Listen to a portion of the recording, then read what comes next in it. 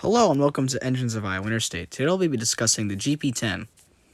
The GP10 was probably the most used locomotive by the Iowa Interstate during the 80s and 90s. This locomotive was part of the 400 series that Iowa Interstate had created. But before we get into the history of Iowa Interstate's GP10s, we have to talk about the history of the GP10 itself. Most GP10s came from locomotives like these. Illinois Central Gulf started to rebuild their aging GP7s and GP9s during the 70s and 80s to create this series. These locomotives were very quickly retired as stronger and bigger locomotives were being built by EMD and GE. So, a lot of these locomotives ended up on second-hand railroads like Iowa Interstate. As Iowa Interstate was creating itself in 1984, they bought multiple GP10s from Illinois Central Gulf. Iowa Interstate's first train was pulled by a GP10 as well. 401 was a Illinois Central Gulf GP10. It was involved in the Altoona wreck and painted into Iowa Interstate Phase 3 after that. It was sold in 2005 to a leasing service. 402 was painted into Phase 3 as soon as it arrived on Iowa Interstate property. It left with 401 in 2005. 403 was painted into Iowa Interstate Phase 2.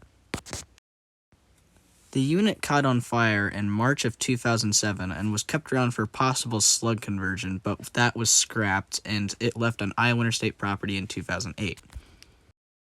Iowa Interstate 404 was never painted into Iowa Interstate colors and was returned to Helm Leasing in 1994. 413 was painted into Iowa Interstate Phase 3 and left the property in May 2005. 413 was never painted into Iowa Interstate colors and was returned to Helm Leasing in 1994.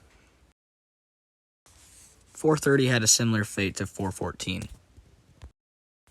Iowa Interstate 431 acquired Iowa Interstate paint in 1990 and left the Iowa Interstate property in May of 2005.